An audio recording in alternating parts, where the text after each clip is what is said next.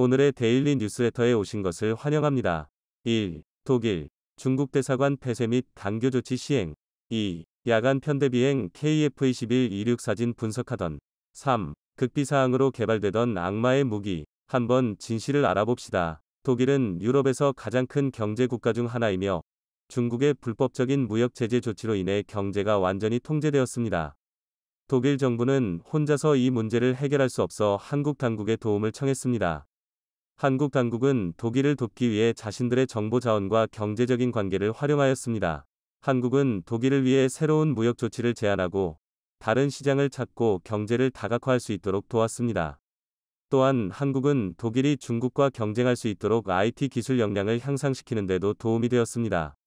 한국의 대응은 아시아 국가들뿐만 아니라 전 세계 국가들에게 도움을 주려는 노력을 하고 있다는 것을 보여주어 유럽 전체가 존경할 만합니다. 이것은 국가 간 협력과 연결의 중요성을 보여주며 글로벌 경제 발전을 위해 노력해야 한다는 것을 암시합니다. 그러나 이 이야기는 그저 간단한 것이 아닙니다. 우리는 이 문제를 더 자세히 살펴보고 독일에서 놀라운 결정을 내렸습니다. 중국의 선 넘은 행동에 여러 번 당황했던 독일에서 더 이상 중국을 참지 못하고 단교 선언과 퇴출 조치를 취한다고 하는데요. 베를린에 위치한 중국 대사관 폐쇄는 물론 중국 대사 퇴출까지 이어지며 강경한 태도로 바뀐 가운데 한국과의 협력 강화를 외치며 독일은 중국과 거리두기에 나섰죠. 당황한 중국은 독일의 마음을 다시 잡기 위해 애원하는 상황. 대체 무슨 이유 때문에 중국과 독일은 인연을 끊게 되었는지 지금부터 자세한 이야기를 설명해 드리겠습니다. 수년 동안 변하지 않을 것으로 보였던 관계가 최근 금이 가면서 독일이 중국을 향해 보이던 태도가 바뀌었습니다. 중국과 인연을 유지하며 비즈니스 파트너로 굳건한 관계를 유지하던 황금기는 이제 옛말이 되었습니다. 그리고 현지 시간으로 15일 독일 총리는 충격적인 발표를 하게 됩니다. 바로 중국을 상대로 한 단교 선언인데요. 중국의 행동에 더는 참기가 어렵다는 반응을 보인 것이죠. 이를 위해 베를린에 위치한 독일 대사관 소개 조치는 물론 우켄 주독일 중국 대사를 초치하는 행보를 보였죠. 메르켈 총리는 실리를 중요하게 여겨 중국과의 무역이 독일에 도움이 된다는 이유로 중국의 횡포를 무시하곤 했습니다. 국제적인 중국 제재가 필요한 자리에서 메르켈은 중국과의 무역의 중요성을 강조하며 이에 대한 발언을 회피하거나 중국 기업의 독일 투자 유치를 위해 중국 기업인들을 초청하는 행사를 여는 등 중국인을 향해 열려 있었습니다. 그러나 이러한 호의를 중국인들은 남용했죠. 중국 공관과 기업을 중심으로 독일인들에게 적극적인 로비를 하는 한편 독일 정부의 친중국 인사를 배치하려는 움직임을 보이며 독일 정계를 그들 손에 쥐려고 했기 때문입니다. 그뿐만 아니라 중국 기업의 입구로 독일이 도와주기를 바랬죠.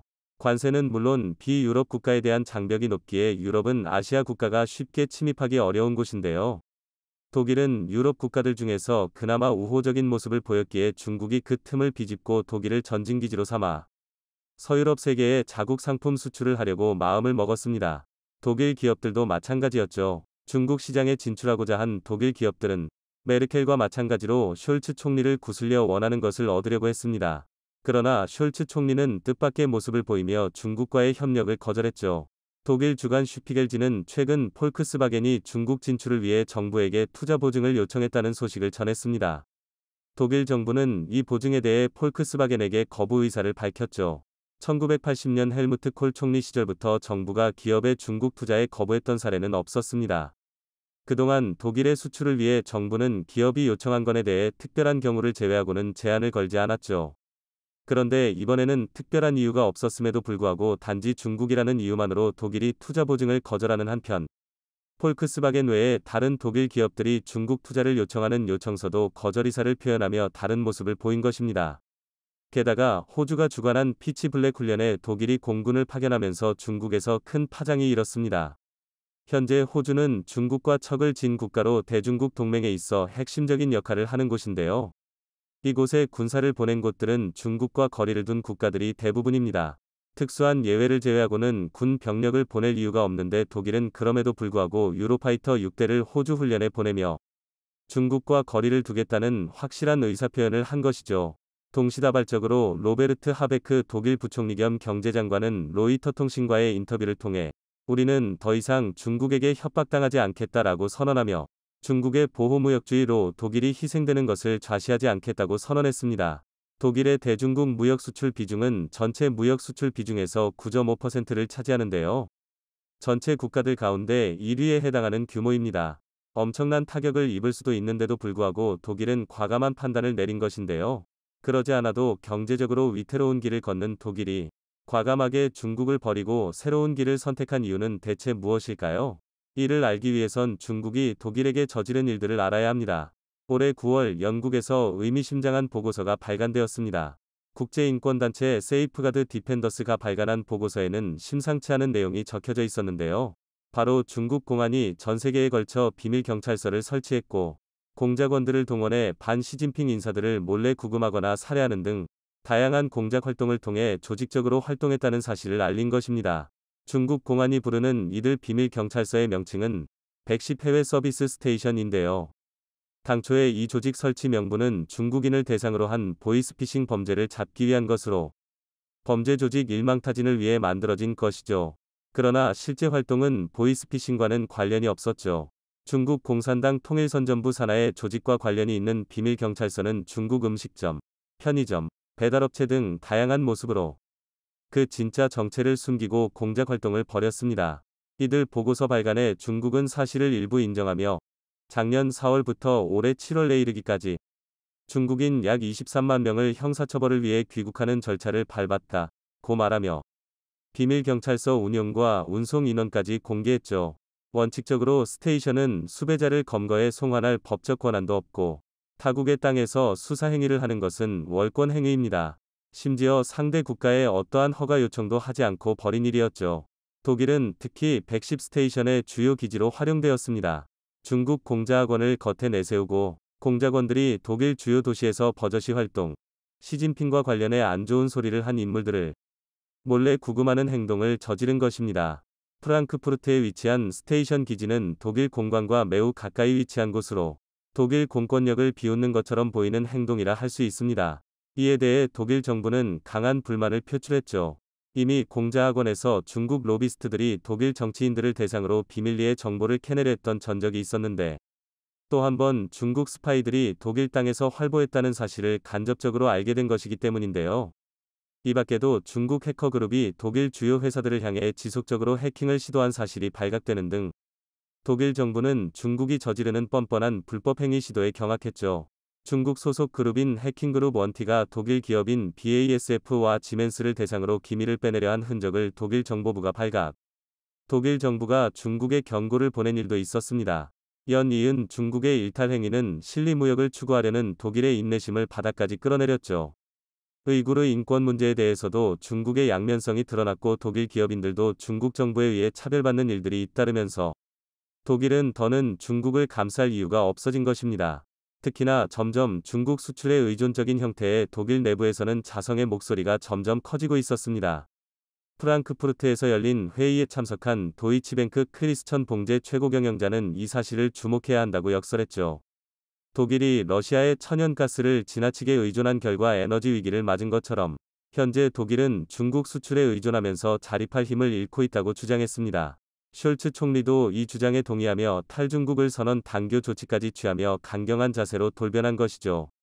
실리로 포장하기에는 한참 선을 넘은 중국을 독일은 인내할 수 없었던 것입니다. 군사적으로도 중국에 대응할 준비를 진행 중인데요. 에버하르트 촐은 독일 국방참모장관은 로이터 통신 인터뷰를 통해 중국군의 군사력 축적 과정을 지켜보고 있으며 이를 경계하고 있다 고 말하며 중국군을 명확하게 언급했습니다. 민주주의 국가들과 발걸음을 맞춰야 한다는 숄츠 총리의 결단은 독일을 변화의 바람으로 몰고 있는 셈이죠.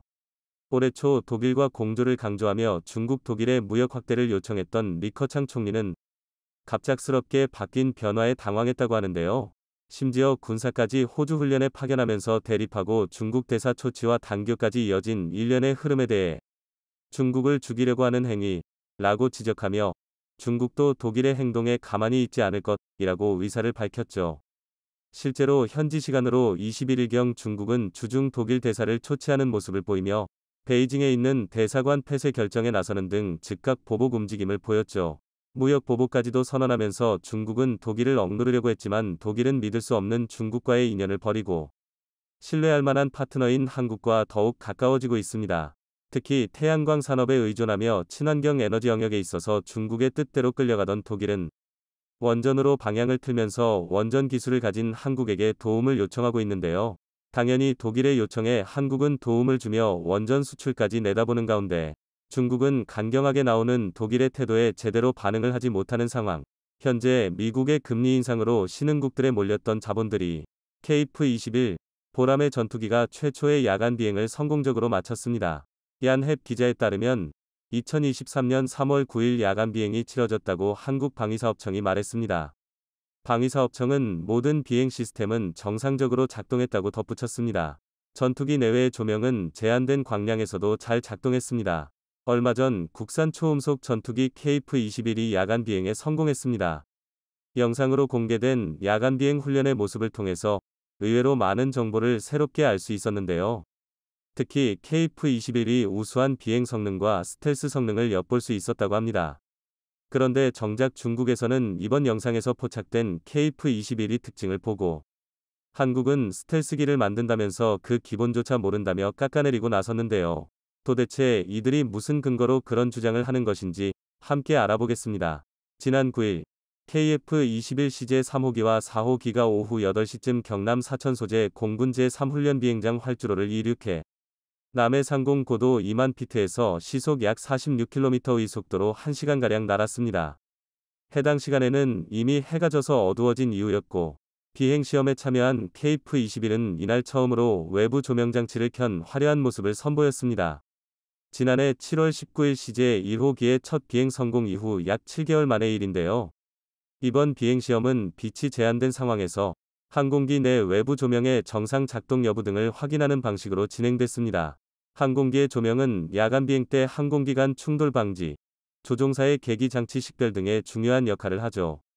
널리 알려져 있는 좌저군옥의 주익 항공등은 물론 랜딩 기어에 달려 착륙 시 활주로를 비춰주는 서치라이트, 그리고 동체와 수직 미익에 들어간 초록색 편대등 등이 눈에 띄었습니다. 이 중에서 편대등이 특히 많은 주목을 받았는데요. 어두운 활주로에서 푸르게 빛나며 KF-21이 움직임에 따라 빛의 궤적을 남기는 모습이 아주 멋있었기 때문이죠. 이 편대등은 디자인적으로도 감각적이지만 사실은 비행 시에도 매우 중요한 역할을 합니다. 어둠 속을 날아야만 하는 야간 비행 시에는 방향 감각이 마비되어 앞뒤나 위아래도 구분하기 힘들어질 때가 있는데 이 편대등을 통해서 함께 나는 아군기의 위치와 위아래를 이를 통해 알 수 있기 때문이죠. 이 편대등은 다른 시제기들한테도 당연히 달려있지만 그동안 공개된 모습은 주간에 시행된 비행 시험뿐이라서 해당 부분이 빛을 낼 수 있는지는 모르는 사람이 많았습니다. 민항기와는 달리 전투기들은 그 위치를 적에게 알리는 것이 독이 되므로 작전 중에는 좌저군옥 전멸등을 끄고 날아야만 합니다. 그럴 때 이 편대등을 켜는 것인데요. 편대등은 조도가 낮아 멀리에서는 거의 포착되지 않고 설치된 위치상 지상에서는 아예 보이지 않습니다. 지근거리에서 편대 비행을 하는 아군기끼리만 이 빛을 보고 야간 기동을 할 수 있는 것이죠. 이 편대등은 다른 유명한 전투기들에도 대부분 장착되어 있습니다. 전투기마다 약간씩 다른 위치와 형태를 보는 것도 야간 비행 훈련을 감상하는 포인트 중 하나라고 할 수 있습니다. 문제는 한국이 잘 나가는 것을 못마땅해하는 일부 외국 네티즌들이 이 편대등을 걸고 넘어지며 시비를 걸어왔다는 것인데요. 특히 한국의 전투기 개발에 온 신경을 곤두세우고 있는 중국에서 이러한 반응을 많이 찾아볼 수 있었습니다. 이들 주장의 핵심은 스텔스기에다가 항공등을 달면 무슨 의미가 있느냐는 것입니다. 얼핏 듣기에는 이 편대등이 적한테 감지되면 기껏 만든 스텔스 기능이 무색해지는 것이 맞지 않나 싶은 생각이 들 수도 있습니다. 그러나 조금만 생각해보면 이것은 너무나 1차원적인 생각이죠. 편대등은 앞서 말씀드렸듯이 조도가 낮아서 사실상 바로 옆에서 나는 아군기가 아니라면 식별하는 것이 불가능합니다. 그리고 식별당하는 것이 정 걱정된다면 그냥 끄면 될 뿐이죠. 스텔스 성능의 우열을 판가름하는 것은 어디까지나 RCS, 즉 전파를 얼마만큼 반사시키느냐 한 가지뿐입니다. KF-21이 편대등은 동체에 완벽하게 매립되어 있고 따라서 스텔스 형상의 일부입니다. 편대등의 점화 여부에 관계없이 전파적으로는 편대등은 정레이더가 볼 수 없는 것과 마찬가지인 것입니다. 그리고 무엇보다 여기까지 설명하지 않더라도 중국이 그토록 자랑하는 자기네 제2-20에도 편대등은 멀쩡히 달려 있습니다. 날개나 바퀴처럼 전투기에 그냥 당연히 있어야 하는 부품의 하나일 뿐인데 중국 네티즌들은 짧은 식견으로 눈에 보이는 대로 헐뜯 들여다보니 제 얼굴에 침을 뱉게 된 것이죠. 그런데 한편 영상에서 비춰진 또 다른 모습에서는 KF-21이 오히려 스텔스 성능에 있어서 엄청난 장점을 가지고 있다는 것을 알 수 있었는데요. 그래서 중국 커뮤니티에서도 알만한 사람들은 이를 보고 한국의 전투기가 대체 어떻게 저 정도 경지에 도달해 있느냐며 경악을 금치 못하는 반응을 보여줬습니다. 방위사업청이 공개한 야간 비행 영상에는 활주로 이동, 이륙, 착륙 장면 등이 차례로 찍혔는데요. 이들이 놀란 부분은 다름 아닌 이륙 장면에 있었습니다. KF-21이 이륙하면서 애프터버너를 전혀 켜지 않았다는 것입니다. 일반적으로 전투기는 이륙할 때에 가장 큰 추진력을 필요로 합니다. 사출기에 보조가 없는 한은 순전히 엔진의 힘만으로 쇳덩이를 하늘로 띄워 올려야 하기 때문이죠. 그래서 엔진으로 낼 수 있는 최대한의 추력을 이륙 시에 동원하게 마련입니다. 그리고 현대적인 전투기 엔진의 진가는 바로 애프터버너죠.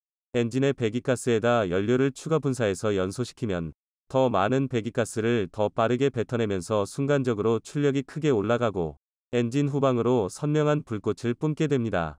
이를 두고 애프터버너라고 부르는데 연료 소모량이 매우 많고 연비가 나빠지기 때문에 언제나 사용할 수는 없는 기능입니다. 이륙할 때, 전투기동과 회피기동을 할 때, 도주할 때 등 정말 필요할 때에만 잠깐 쓰는 기능이죠.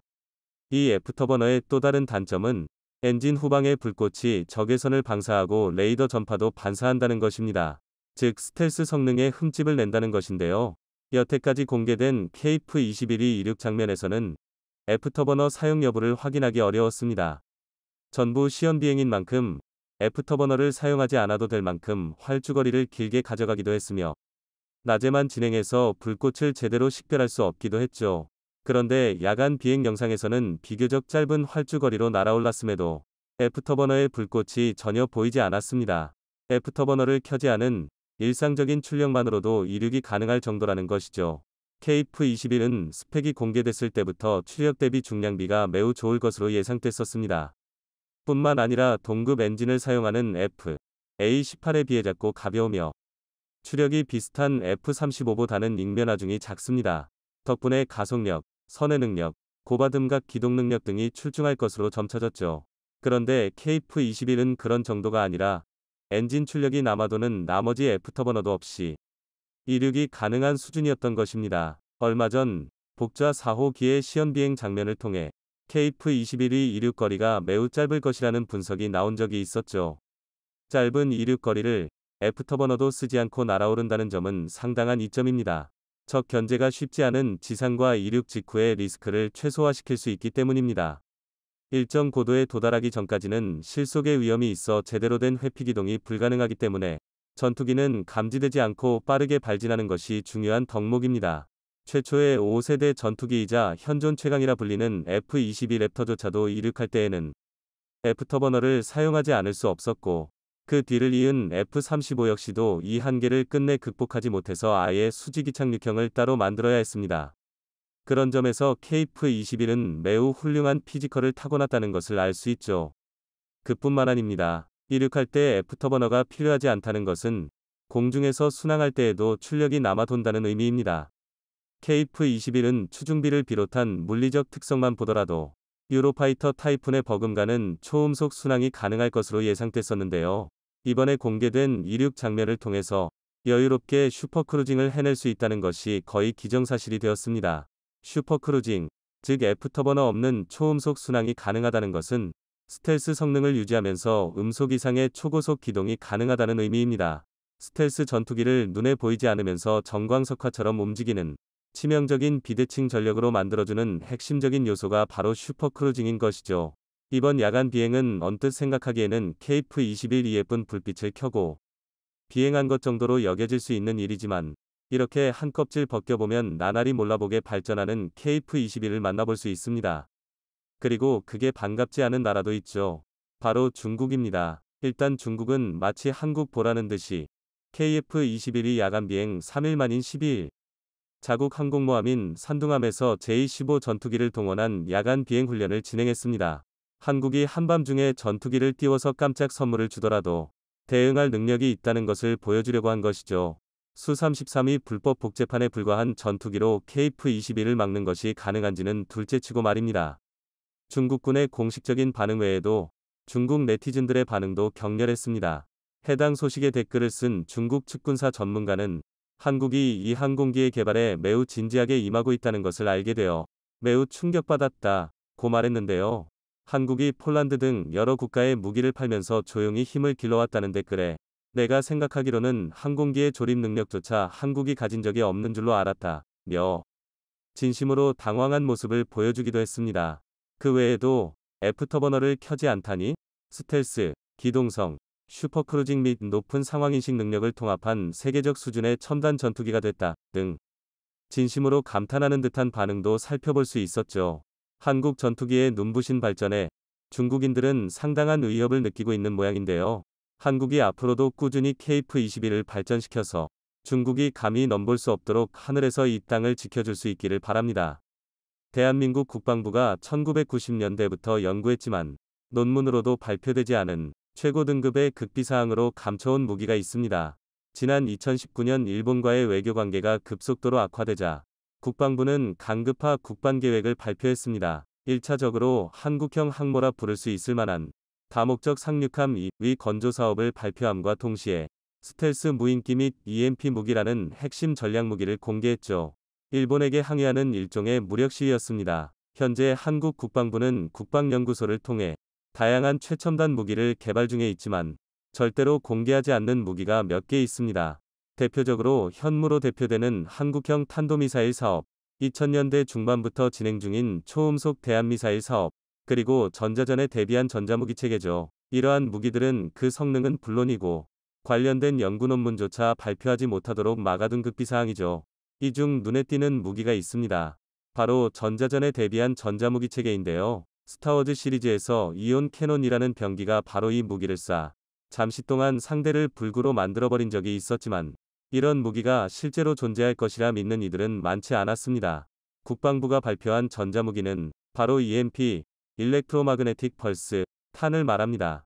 전자기 펄스라고 불리는 무기죠. 이 전자기 펄스는 핵폭탄이 폭발할 때도 발생하는데 가령 상공 50km에서 20노트급 핵무기가 터지면 전자기파가 방출돼 반경 100km의 모든 전자장비가 불구가 되는데 이 전자기파를 무기화시킨 것이 바로 EMP-탄입니다. 고전압의 전기를 전자기파로 변환시켜 적군의 전자장비를 순식간에 무력화시켜 불구로 만들어버리는 무기죠. 북한의 무력화를 목표로 1999년부터 기술 개발을 시작했다가 2018년에 의미 있는 결과를 이뤄냈죠. 지난 2018년 1월 국방과학연구소는 전자기파를 이용해 반경 1km의 모든 전자기기를 무력화시킬 수 있는 EMP-탄 시험 개발을 완료했다고 보도했습니다. EMP는 핵이 폭발하면서 발생시키는 충격파인데 EMP 효과가 생기는 경우 일정 반경 내의 모든 전자기기는 파괴되죠. 한국이 개발한 EMP는 비핵 EMP, 로우 우라늄 등의 핵불질이 아닌 화약을 기반으로 만든 폭탄이며 폭발 순간 전자기파를 기계적으로 방출시키는데요. 지난 2009년 초보 단계인 100m까지 시험 개발에 성공했지만 1km까지 개발 완료했다는 사실을 공개한 적은 처음이었습니다.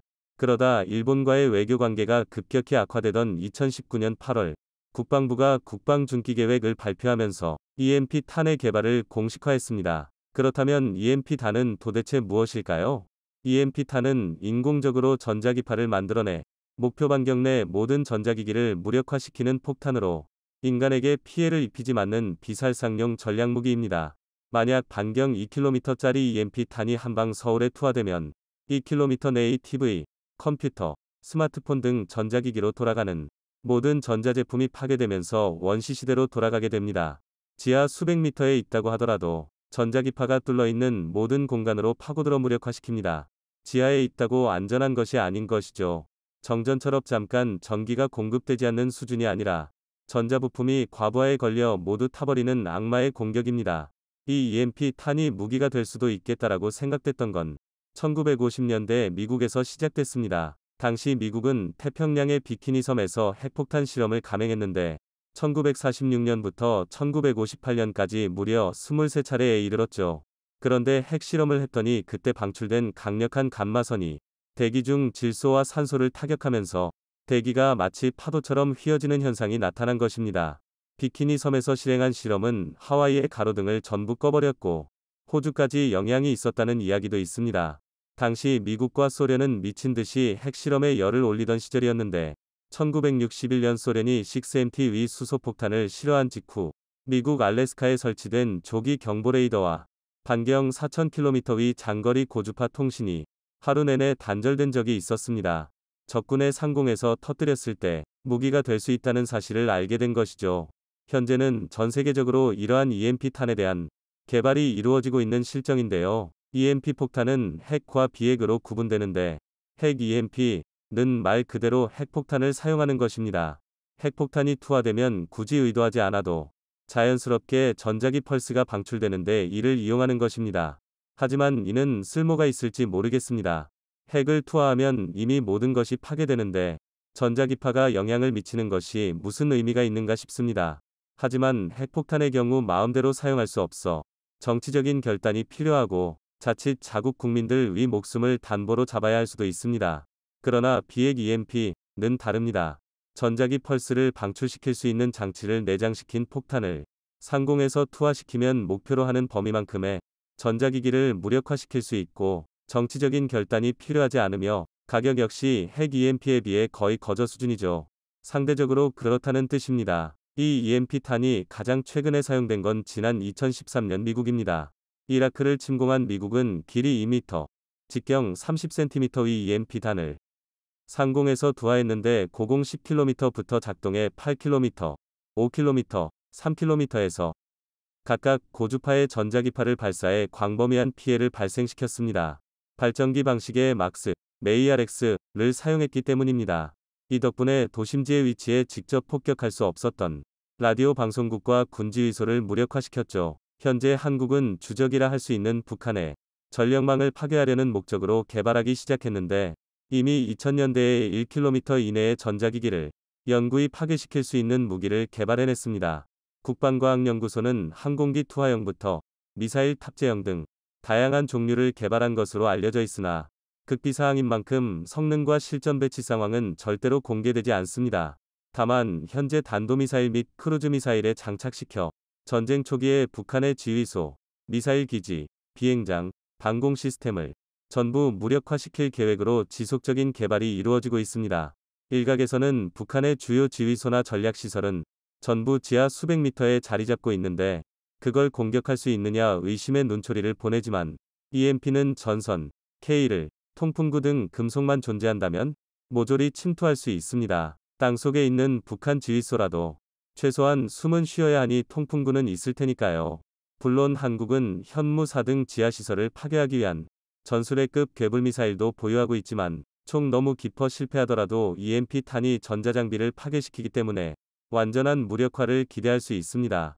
그런데 북한이 이 무기가 얼마나 두려웠던지 공개되자마자 쌍욕하면 비난하고 나섰습니다. 8월 14일 국방중기계획이 발표되자마자 하루 만에 조평통을 통해 공개적인 비판을 가해왔습니다. 조평통은 EMP탄을 콕 집어 알레르기 반응을 보였죠. 아무래도 실전 배치가 임박한 만큼 자신들의 최대 무기인 핵시설을 마비시킬 수 있다는 점 때문에 신경을 곤두세우는 것이겠죠. EMP탄 한 방이면 전자기기 내부 회로를 전부 태워버려 마비시켜버리니까요. 하지만 한국이 북한과의 전쟁에 대비해 준비 중인 무기는 EMP에서 그치지 않습니다. 비슷한 홍류의 무기로 정전단, 즉 인공적으로 모든 전력망을 블랙아웃 시켜버리는 무기도 있죠. 단소섬유단으로도 불리는 무기입니다. 지난 1999년 5월 유고슬라비아 중부 지역에는 미군의 스텔스 폭격기가 등장했습니다. 그런데 폭격기가 폭격은 안 하고 작은 폭탄 몇 개만 떨구고 날아가 버렸습니다. 피해도 별로 없겠다 생각하던 순간 야구공만한 폭탄에서 거미줄 모양의 실덩어리가 떨어졌고 발전소의 변압기에 달라붙었습니다. 변압기에 거미줄이 내려앉은 순간 방전과 누전이 발생하면서 유고슬라비아 전역의 전기 70%가 차단됐었죠. 이날 유고슬라비아를 암흑으로 만들어버린 이 무기가 바로 정전탄입니다. 1980년대 미국이 개발한 이 무기는 적의 작전 수행 능력을 현저히 감소시킵니다. 2003년에는 이라크에서도 사용했는데 주요 변전소를 공격하는 바람이 한 달 동안 전기 공급이 끊겨 이라크가 마비되는 사태가 벌어지기도 했습니다. 눈과 귀가 멀어버린 상태에서 어떤 반격도 불가능했죠. 지난 2006년 국방과학연구소는 풍산과 함께 정전단을 개발하기 시작했는데 2017년 기술을 확보했다고 밝혔죠. 즉, 기술을 전부 확보했기 때문에 언제든지 생산해 실전 배치시킬 수 있는 상태까지 발전한 것입니다. 북한의 핵 위협에 대비해 세운 킬체인, 즉 핵미사일을 탑재하고 추적하고 격파하는 작전에서 핵심 전력은 단연 정전단입니다. 북한은 알려진 지하시설만 7,000개 이상인데 한국군은 전쟁이 발발하면 최우선적으로 대형 발전소 상공에서 이 폭탄을 투하해 전력 공급 차단에 집중할 것으로 보입니다. 이를 통해 지하요새 자체를 무력화시키겠다는 뜻인데요. 그 이유는 지하시설을 운용하기 위해서는 초대형 환기시설은 물론 두꺼운 방호문이 필요한데 이들을 열고 닫을 때 전력이 필요합니다. 손으로 밀고 닫는 수준이 아닌 거니까요. 지하 벙커에 자체 발전기를 보유해 자체 전기를 생산한다고는 하지만 이러한 발전기는 상시에 사용하는 것이 아니라 정전돼서 수리하는 동안 필요한 전력 공급용에 불과합니다. 장시간 사용할 수 없죠. 정전단은 전도가 높은 니켈과 단소 섬유를 결합해서 만드는데 이를 공중에서 쪽발시키면 단소 섬유가 무수히 방출되면서 전선에 걸립니다. 그럼 전기줄에 갑자기 과부하가 생기면서 전력을 차단시키는 원리입니다. 이렇게 되면 김정은이 머물게 될 지하 벙커, 그리고 지하요새로의 진입 자체를 불가능하게 만들어 도피할 곳이 없어지는 것은 물론 엄청난 전력을 필요로 하는 통신체계도 먹통이 되므로 일사불란한 작전 지휘가 불가능해지는 겁니다. 이 분야에 대한 기술은 이미 확보했지만 아직까지 실전 배치 소식이나 그 이후의 소식이 들리지 않는 이유가 있습니다. 이미 지난 2016년에 발표한 국방중期계획에서는 단소섬유단을 2021년까지 개발을 완료하고 배치하겠다는 계획을 발표했었는데 설사 개발이 완료되었다고 하더라도 실전 배치 등은 국가기밀에 해당하기 때문에 언제 어디로 배치시켰는지는 공개되지는 않을 것으로 생각됩니다. 말 그대로 핵심 전략무기니까요. 그런데 사실 이런 EMP 단이나 탄소섬유단의 경우 항공기에서 투하하는 경우가 대부분이기 때문에 명중률이 떨어지는 것이 사실입니다. 급박하게 놀아가는 전장에서 북한이 일사불란하게 움직이기 전에 전자기기를 무력화시키고 전력을 차단해 작전 지휘를 막는 것은 너무나 중요한 일입니다. 하지만 무력화를 위해 투하한 무기의 명중률이 떨어지는 것은 자칫 전쟁의 승패를 가를 수 있는데요.